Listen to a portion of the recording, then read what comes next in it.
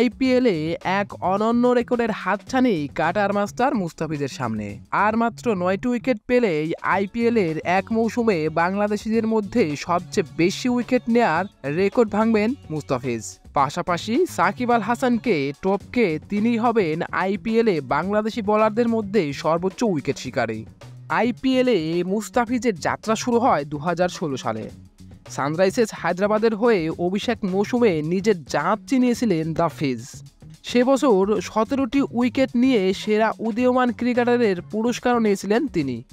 নিজের সেই পুরনো রূপে আবারও হাজির হয়েছেন মুস্তাফিজ।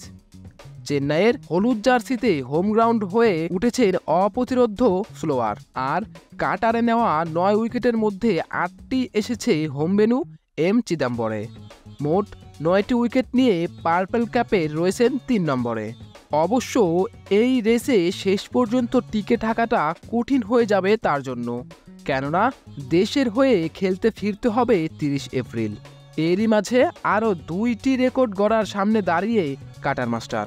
আইপিএলে এখন পর্যন্ত নিয়মিত 2 বাংলাদেশি মুখ সাকিব আল হাসান এবং মুস্তাফিজ। এই দুজনের মধ্যে এক মৌসুমে সবচেয়ে বেশি উইকেটের রেকর্ডটা ফিজের দখলে, সংখ্যাটা 17। এবারে আর 9টি উইকেট নিতে পারলে নিজের সেই রেকর্ডটি নিজেই ভাঙবেন এই টাইগার পেসার। অবশ্য তার জন্য তিনি পাবেন মাত্র 4 ম্যাচ। পাশাপাশি আর 8টি উইকেট পেলেই মুস্তাফিজ বনে যাবেন আইপিএলে বাংলাদেশি ক্রিকেটার হিসেবে সবচেয়ে বেশি উইকেটের মালিক। এখন পর্যন্ত ইন্ডিয়ান প্রিমিয়ার লিগে 71 ম্যাচ খেলে সাকিব পেয়েছেন 63 উইকেট। আর 8টি উইকেট পেলেই উইকেট সংখ্যা হবে 64। এনওসির মেয়াদ শেষ হওয়ার আগে মুস্তাফিজ প্রতিপক্ষ হিসেবে পাবেন তারই 2 সাবেক ক্লাবকে।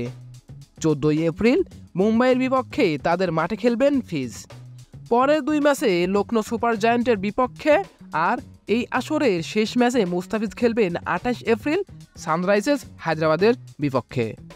এখন দেখার পালা মুস্তাফিজ এই 4 ম্যাচের মধ্যে পার্পেল ক্যাপ সহ বাংলাদেশি খেলোয়াড়দের মধ্যে সবচেয়ে বেশি উইকেট শিকারী বোলার হতে পারেন, নাকি একরাশ আফসোস নিয়েই ফিরতে হবে তাকে।